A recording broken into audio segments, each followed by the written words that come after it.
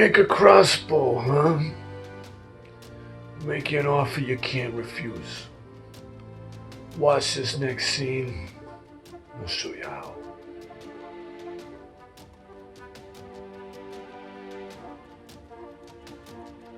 To make the pattern. Well, you don't want to learn how to make a pattern? Or you don't want to learn how to make a pattern?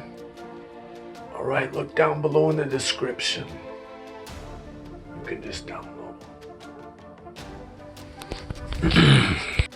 Alright, well these next scenes are for those that want to learn how to make it. If you don't, like maybe you're not a student in my class right now, link is down below in the description. You can download that pattern. But if you're a student of mine, get ready to learn. So it's time to draw this part. This is the main body for the ping pong ball launcher. It's the part that has the clothespin on it. The ball sits there and shoots off to the side. It's important to know that we start out with a block of wood. And that block of wood is 10.5 inches by 3 inches. So you're gonna have to start out by drawing this shape on this sheet of paper. Here's how it happens. I am just going to measure across the bottom of this sheet of paper, and I'm going to mark 10.5 inches. And then I'm going to go up near the top and I'm going to mark 10.5 inches as well. This is going to allow me to draw a perfectly straight line between those 2 points. And then I can shade out this area because it does not become part of our finished design. Next, I'm going to mark 3 inches.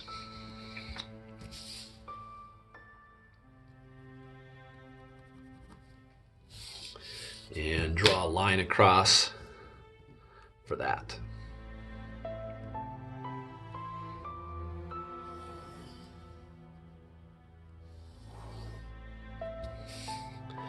That means that our entire design needs to fit inside of this rectangle. Now that we've got the block of wood represented, the next thing we're going to do is we're going to notch out this section. This is going to allow a ping pong ball to sit on top the exact distance that it needs to be so a rubber band will strike it in the middle. From the edge of your sheet of paper, you're going to need to mark where 4 inches is. I always want straight lines here. This line is being drawn in lightly. Then I'm going to measure down from this corner 1/2 inch. Same markings over here, 1/2 inch.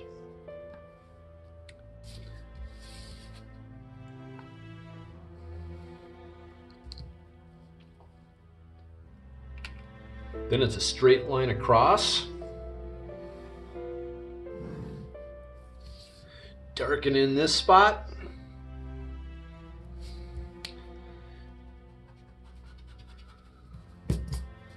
This is an area that can be shaded in. Now we have this part out. The next thing we're going to do is create this slot for the cross piece. It's really important that this is the exact depth that we need it to be, as is this one. Here's what those numbers should be. Measuring down from the top of your line, you should measure down precisely 1 inch.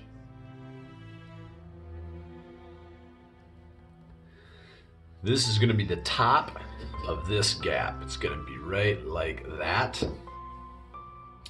You should also make a mark here 3/4 inch further down. I'm going to slide way down here. Maybe I'll do some construction lines way over here. I'll have a super accurate slot. 1 inch, 1 3/4. These lines are going to be lightly drawn in. And because my notch is only a small size, I'm not going to take my line all the way across because I already know I'm going to erase a lot of it.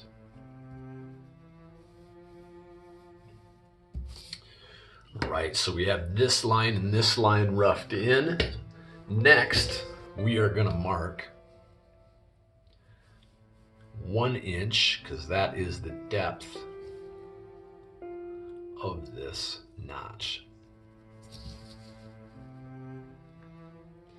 This line's going to be a cut line on our scroll saw, so it's going in dark.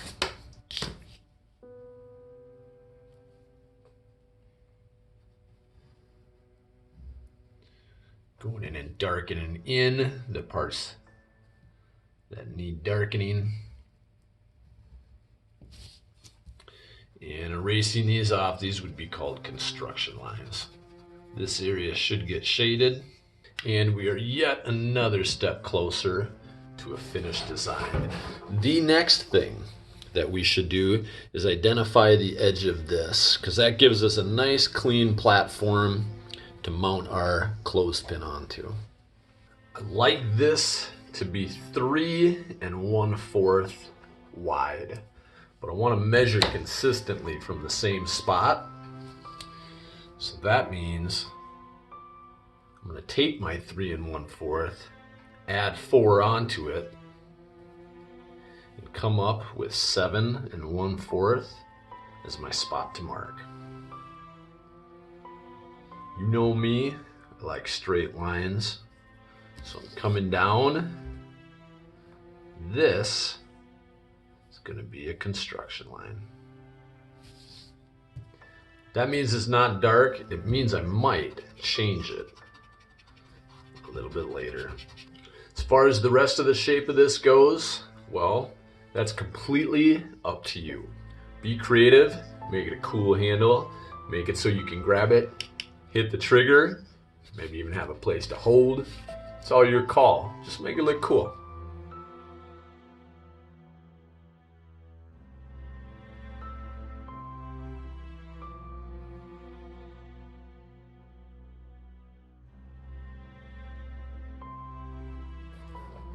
All right.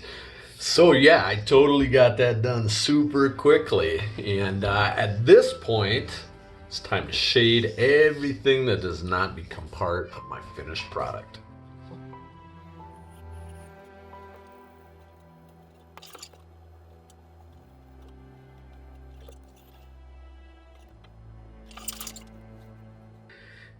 And there you have it, ladies and gentlemen, a finished crossbow.